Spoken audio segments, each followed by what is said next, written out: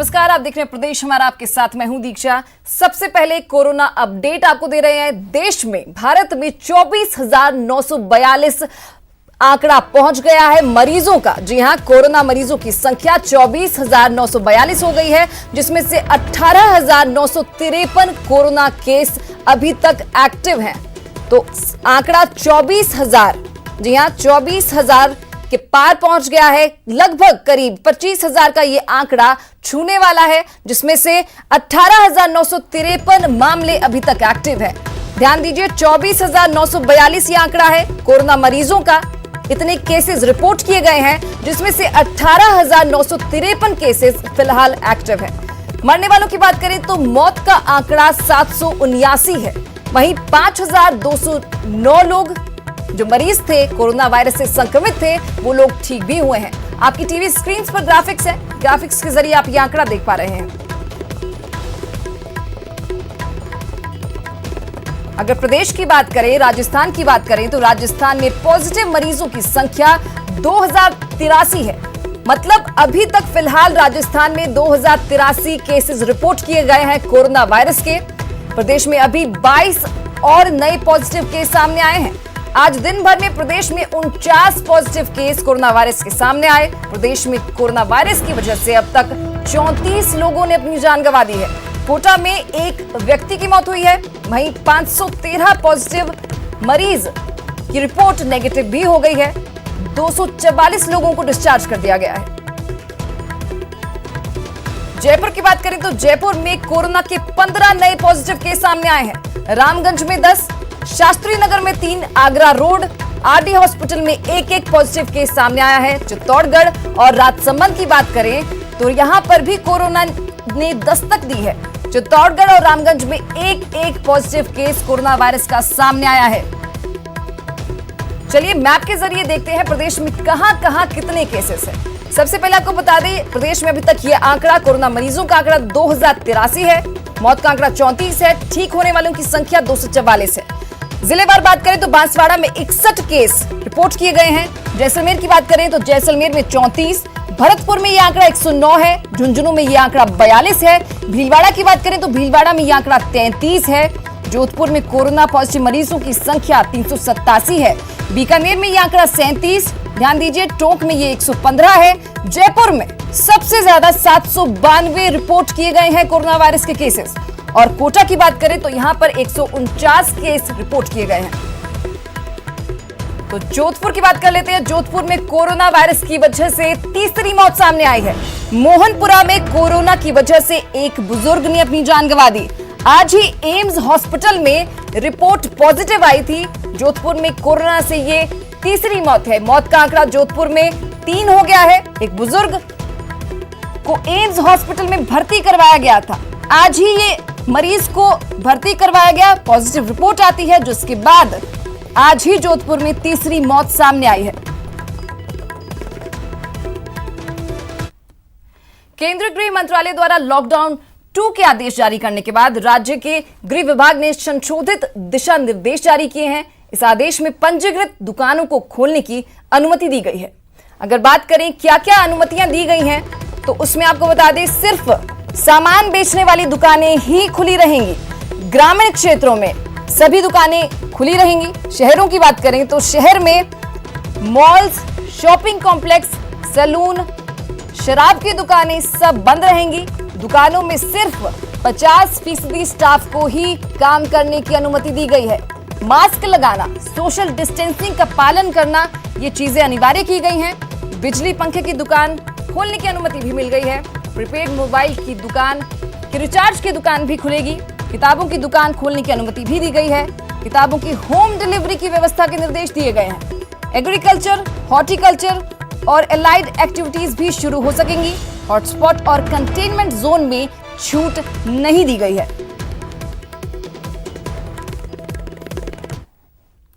मुख्यमंत्री अशोक गहलोत आज video conferencing के जरिए प्रदेश के सभी जिला मुख्यालयों से जुड़े और अधिकारियों से मॉडिफाइड लॉकडाउन को लेकर चर्चा की। इस वीसी में अजमेर जिला प्रभारी सचिव भवानी सिंह देथा सहित कलेक्टर और एसपी मौजूद रहे, जहां केंद्रीय गृह मंत्रालय की ओर से जारी गैर जरूरी दुकानों को खोलने की एडवाइजरी को लेकर भी चर्चा हुई। इस दौरान सीएम ने इस चीज को लेकर जरूरी निर्देश भी दिए।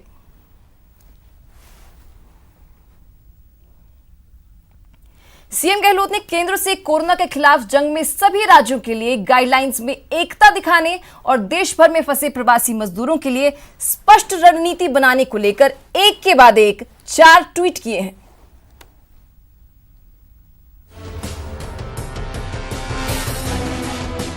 सीएम गहलोत कोरोना के खिलाफ जंग की लगातार खुद मॉनिटरिंग कर रहे हैं।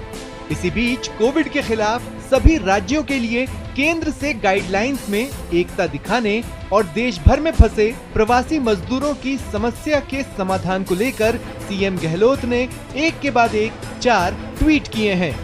कोविड-19 पर सीएम गहलोत ने ट्वीट कर लिखा, कोविड-19 महामारी की लड़ाई में पूरा देश एकजुट है। भारत सरकार को भी राज्यों को गाइडलाइंस जारी करते समय वही एक रूपता दिखानी चाहिए, चाहे वहां पर किसी भी पार्टी की सरकार हो। इसके साथ ही प्रवासी मजदूरों को लेकर भी सीएम गहलोत ने ट्वीट में लिखा, पहले दिन से ही मैं कह रहा हूं कि देश भर में फंसे प्रवासी श्रमिकों के सुगम आवागमन के लिए रणनीति बनाई जानी चाहिए, लेकिन दुर्भाग्य से उसे लेकर कोई स्पष्टता नहीं है। इसी समस्या पर सीएम गहलोत ने तीसरे ट्वीट में लिखा, सुनियोजित रणनीति के साथ राज्यों के साथ एकीकृत कमांड स्ट्रक्चर के आधार पर औपचारिक संवाद की व्यवस्था करना ज्यादा लाभकारी होगा, बजाय कि गृह मंत्रालय और कैबिनेट सचिवालय के अलग अलग अधिकारियों द्वारा राज्यों से अनौपचारिक संवाद किया जाए, ताकि प्रवासी मजदूरों और छात्रों की समस्या का व्यापक समाधान हो। जाहिर है सीएम प्रवासी मजदूरों की प्रॉब्लम पर गंभीर है। उनकी परेशानी कम करने के लिए हर संभव प्रयास कर रहे हैं। केंद्र को ट्वीट कर सलाह भी दे रहे हैं।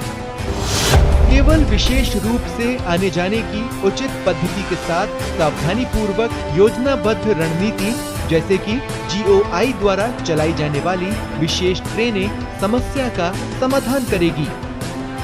सीएम गहलोत देश भर में फंसे प्रवासी मजदूरों की समस्या को लेकर चिंतित हैं।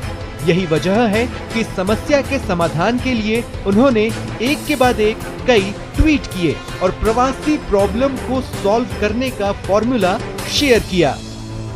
Bureau report, news 18 Rajasthan. Corona को कंट्रोल करने के लिए राजस्थान की गहलोत सरकार जल्द ही प्लाज्मा थेरेपी शुरू करने जा रही है। सरकार ने इसके लिए ICMR यानी Indian council of medical research से इसके इस्तेमाल की मंजूरी मांगी है। चिकित्सा एवं स्वास्थ्य मंत्री डॉक्टर रघु शर्मा ने कहा कि कोरोना के इलाज के लिए प्रदेश में प्लाज्मा थेरेपी की तैयारियां पूरी कर ली गई हैं। डॉक्टर्स की टीम इसके लिए पूरी तरह से तैयार है और सरकार ने अनुमति के लिए ICMR को लिखा है। हमारे डॉक्टर्स की पूरी टीम बनी हुई है। उन लोगों ने जो पॉजिटिव से नेगेटिव हुए मरीज, उनका ब्लड लिया भी है, जिनका प्लाज्मा हम जो गंभीर किस्म के मरीज हैं, वेंटिलेटर पे हैं, जिनके स्टेज 2 पे ये प्लाज्मा थेरेपी कामयाब रह सकती है। ये प्लाज्मा थेरेपी लोगों की गंभीर किस्म के बीमार लोगों की जान बचाने का काम कर सकती है। लेकिन हमारे लोगों ने ICMR को लिख के दिया है कि राजस्थान तैयार है इसके लिए। वो लोग अगर हमको परमिट करेंगे तो राजस्थान में प्लाज्मा थेरेपी का काम भी हम आगे बढ़ा सकते हैं। कोरोना का हॉटस्पॉट बने रामगंज का जायजा लेने के लिए इंटर मिनिस्ट्रियल टीम जयपुर आई हुई है। यह टीम रामगंज और अन्य कोरोना प्रभावित इलाकों का निरीक्षण कर रही है। साथ ही अधिकारियों के साथ बैठक कर कोरोना संक्रमण को रोकने के लिए किए गए तमाम इंतजामों के बारे में जानकारी जुटा रही है। टीम ने बीजेपी विधायकों के साथ भी बैठक की और उनका पक्ष जाना। बैठक के बाद बीजेपी प्रदेशाध्यक्ष सतीश पूनिया ने कहा कि राजस्थान में लॉकडाउन और कर्फ्यू की सख्ती से पालना नहीं होने का आरोप लगाया। बीजेपी प्रदेशाध्यक्ष ने केंद्रीय टीम में वित्तीय सेवा के अतिरिक्त सचिव संजीव कौशिक, एम्स के community medicine professor doctor Harshal Salve, स्वास्थ्य मंत्रालय के निदेशक बिंदु तिवारी शामिल हैं। थी इस मामले में एक तो लॉकडाउन और कर्फ्यू का सख्ती से अनुपालना नहीं होने के कारण ये संक्रमण बढ़ा। यदि जयपुर में रामगंज से तबलीगी के मूवमेंट को रोका जाता तो शायद ये संक्रमण नहीं बढ़ता, लेकिन सरकार तुष्टीकरण के आगे बेबस थी। दूसरा, राशन के वितरण में भेदभाव ये जाहिर सा है कि जनता की आवाज़ है, ये हमारी अपनी आरोप नहीं है। किस तरीके से इस राशन के वितरण से जनता त्रस्त है और अंतिम व्यक्ति तक वो ठीक तरीके से सहूलियत पहुंचे, उसकी भी आगे काम करने की आवश्यकता मुझे लगती है। लॉकडाउन में जयपुर में फंसे चूरू के सरदार शहर तहसील के छात्रों का प्रशासन से मदद की गुहार लगाने का वीडियो वायरल हो रहा है, जिसमें सरदार शहर तहसील के वार्ड संख्या 22 के सभी छात्र स्थानीय प्रशासन से अपने घर भेजने की गुहार लगा रहे हैं। छात्रों का कहना है कि उनके पास राशन सामग्री खत्म हो चुकी है, जिससे कि खाने पीने की परेशानी हो रही है। सभी छात्र जयपुर में कंपटीशन की तैयारी कर रहे हैं।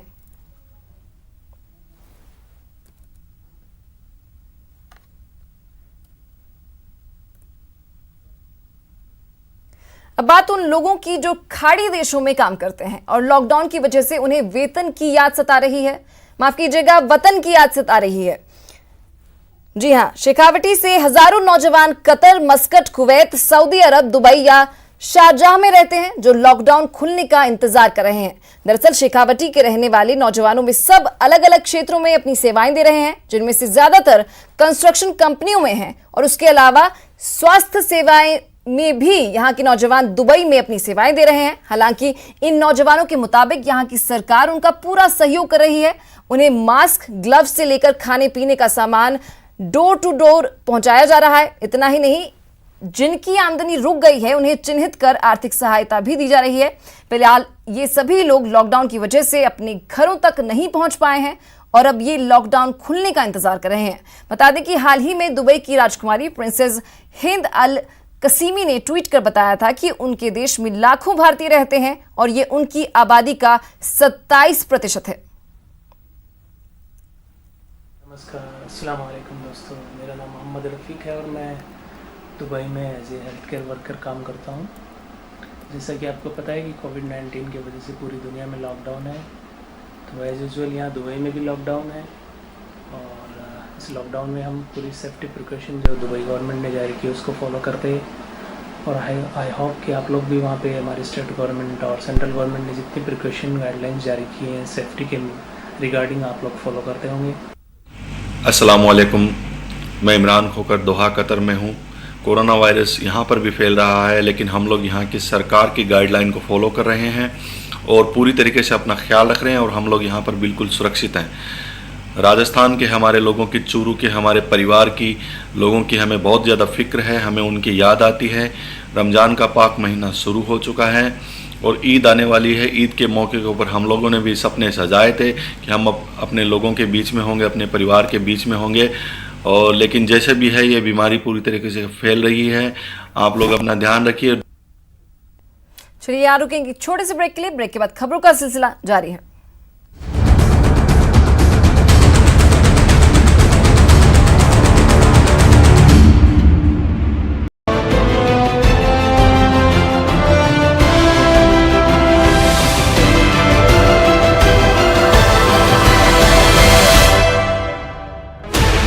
Sixteen channels, 15 languages, 26 states, 1,200 plus reporters, 66.9 crore viewers. India's largest news network, News 18 Network.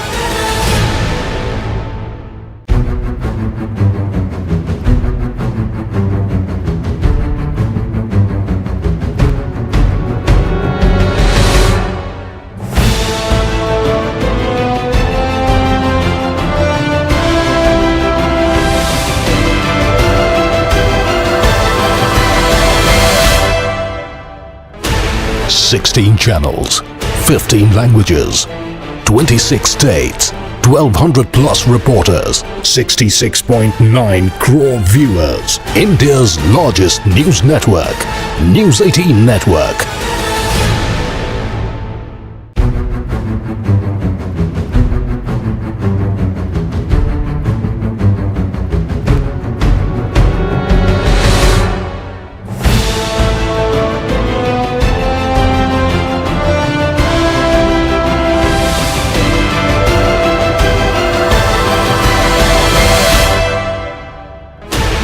Sixteen channels, 15 languages, 26 states, 1200 plus reporters, 66.9 crore viewers. India's largest news network, News 18 Network.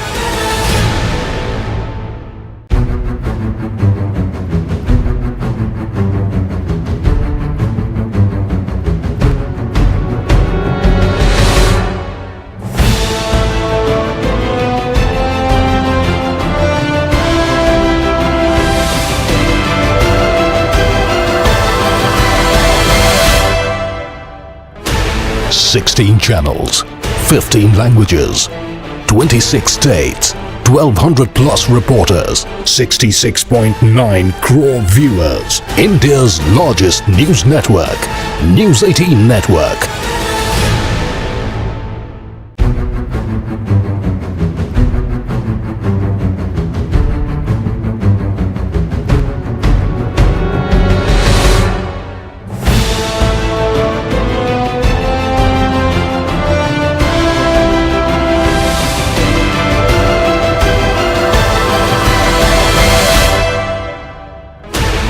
Sixteen channels, 15 languages, 26 states, 1200 plus reporters, 66.9 crore viewers. India's largest news network, News 18 Network.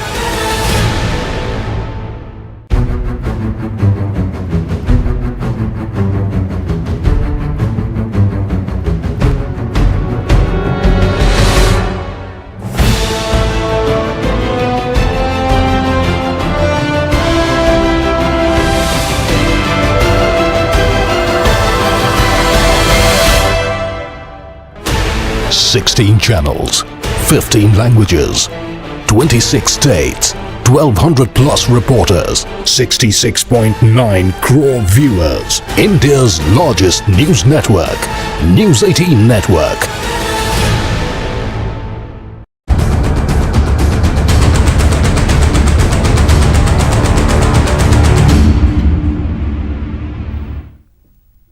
चलिए break के बाद बात भरतपुर की करेंगे, जहां के बयाना वैर road पर सवारियों से भरी एक कार का टायर पंचर होने की वजह से बेकाबू होकर पलट गई। हादसे में 3 लोगों की दर्दनाक मौत हो गई और 3 अन्य गंभीर रूप से घायल हुए हैं। वहीं कार के पलटते ही आसपास के लोग मौके पर पहुंचे और पुलिस को घटना की सूचना दी। पुलिस ने मौके पर पहुंचकर सभी घायलों को बयाना अस्पताल में भर्ती करवाया है। साथ ही तीनों के शवों को मोर्चरी में रखवा दिया है। फिलहाल पुलिस मामले की जांच में जुटी हुई है।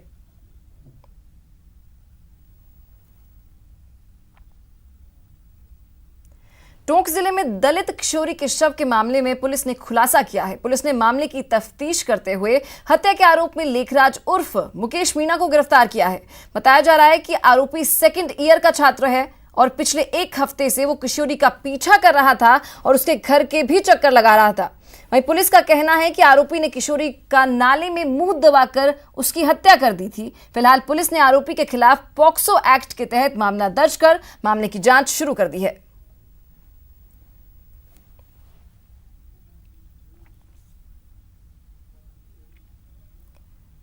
सवाई माधोपुर जिले के बाटोदा थाना क्षेत्र में एक विवाहिता के साथ सामूहिक दुष्कर्म का मामला सामने आया है। दरअसल विवाहिता लॉकडाउन के चलते पिछले 20-22 दिनों से सवाई माधोपुर में फंसी हुई थी, जिसके बाद युवती 23 अप्रैल को महिला अपने गांव जाने के लिए पैदल ही रवाना हो गई और वहां रास्ता भटक गई। रात होने की वजह से महिला ने गांव के स्कूल में शरण ली, लेकिन इस दौरान महिला को अकेला देख 3 युवकों ने उसके साथ गैंगरेप किया और मौके से फरार हो गए। फिलहाल पुलिस ने मामला दर्ज कर आरोपियों की तलाश शुरू कर दी है। जिम्मेदार लोगों को मांगी जिम्मेदारी भी दी गई, पर अंधेरे का फायदा उठाकर कुछ लोगों ने 3 लोगों ने उसके साथ रात्रि में गलत कार्य किया। अंधेरे का फायदा उठाया, उसको डराया धमकाया, उससे गलत कार्य किया। इस पर 24 तारीख को प्रातः वो महिला थाने पहुंची और उसने मुकदमा दर्ज करवाया। उस पर कार्रवाई करते हुए हमने महिला का मेडिकल मुआयना करवाया है। लक्ष्यमुखी कार्रवाई कर ली गई है। जिन्होंने गलत कार्य किया उनको डिटेन करते हुए उनको गिरफ्तार कर लिया गया है और जल्दी ही मामले का निपटारा किया जाएगा। टोंक जिले में कोरोना के दौरान चल रही लॉकडाउन में जाट समाज कोरोना वॉरियर की भूमिका निभाते हुए जिला प्रशासन के लिए सबसे बड़ा भामाशाह बन गया है। दरअसल जाट समाज ने लगभग 15 अप्रैल को जिला प्रशासन को दिए अपने वचन को निभाते हुए आज 2050 क्विंटल आटा, 58 क्विंटल चने की दाल और 15 क्विंटल सरसों का तेल जिला प्रशासन को सौंपा है। श्री धन्ना भगत जैसे महाराज की प्रेरणा से धरा भगत अनुदान अभियान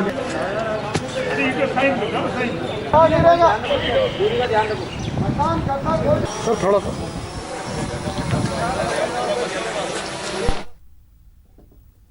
जयपुर में ब्रह्मपुरी थाने के सामने जयपुर की एडीसीपी सुनीता मीणा के नेतृत्व में निर्भया स्क्वाड का भव्य स्वागत किया गया। पूर्व पार्षद अनीता जैन और उनके साथियों ने टीम को साफा, माला और फूल बरसाकर उनका स्वागत किया और पूरी निर्भया टीम का धन्यवाद दिया। वहीं इस दौरान लोगों ने ताली बजाकर पुलिस के महिला स्क्वाड का हौसला अफजाई की।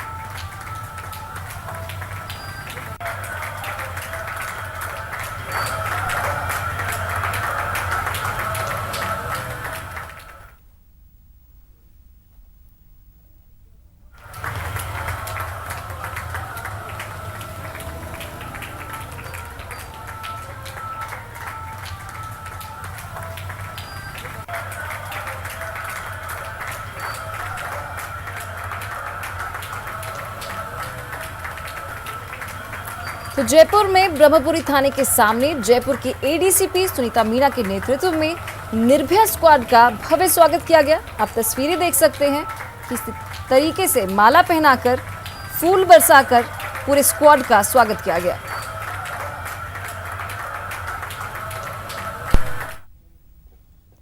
कोरोना को लेकर कोई कंफ्यूजन ना रहे, लोगों को सही और पूरी जानकारी मिले, इसी वजह से न्यूज़ 18 ने कोरोना कंट्रोल रूम बनाया है, जहां पर हम दर्शकों के मन में उठ रहे सवालों के जवाब अपने एक्सपर्ट्स और डॉक्टर्स के जरिए देने की कोशिश कर रहे हैं। इसी कड़ी में आज हमारे साथ जुड़े मुंबई के RIL के डॉक्टर वंदना, जिन्होंने सवालों के जवाब दिए और सभी आशंकाओं को दूर किया।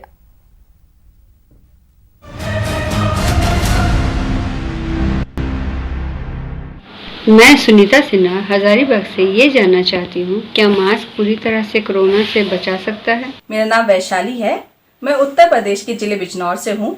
मैं ये जानना चाहती हूँ कि क्या मास्क का यूज करके पूरी तरीके से कोरोना से बचा जा सकता है? मास्क पहनना जरूरी है, लेकिन मास्क हमको पूरी तरह से कोरोना से बचाव नहीं दे सकता। तो मास्क पहनने के साथ साथ जो बाकी उपाय है, जैसे हाथों को बार बार पानी और साबुन से धोना या हैंड सैनिटाइजर का उपयोग करना, अपने आंखों को, कान को, नाक को, चेहरे को बार बार अपने हाथों से ना छूना और सोशल डिस्टेंसिंग बनाए रखना, ये उपायों का भी अगर हम लोग मास्क के साथ साथ उपयोग करें तो हम लोग कोरोना से खुद को बचा सकते हैं। मेरा नाम हरिओम मीना है, मेरी उम्र 25 साल है, मैं टोडा भीम करौली राजस्थान से हूँ। क्या मेरा सवाल ये है कि क्या किसी आदमी के कोरोना होने का मतलब मौत है क्या? मैं मुकेश रैकवार, कड़ाकोटा जिला सागर मध्य प्रदेश से। मेरी उम्र 42 साल है और मेरा डॉक्टर साहब से सवाल है कि कोरोना महामारी क्या होना क्या सीधी मौत है? मेरा नाम राजू ओझा है, मेरा उम्र 32 इयर्स है, मैं हैदराबाद में रहता हूँ। डॉक्टर साहब मुझे ये बताएं कि कोरोना का मतलब क्या मौत है? नहीं, कोरोना का संक्रमण होने का मतलब मौत नहीं है। कोरोना का अगर इन्फेक्शन हो गया और हमें अगर सही समय पे उपचार मिला तो हम लोग कोरोना से खुद को बचा सकते हैं।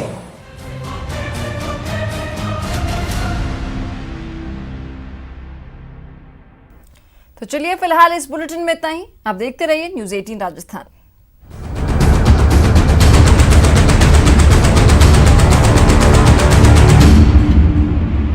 इस न्यूज हेडलाइंस के प्रायोजक सच्ची सहेली, महिलाओं के लिए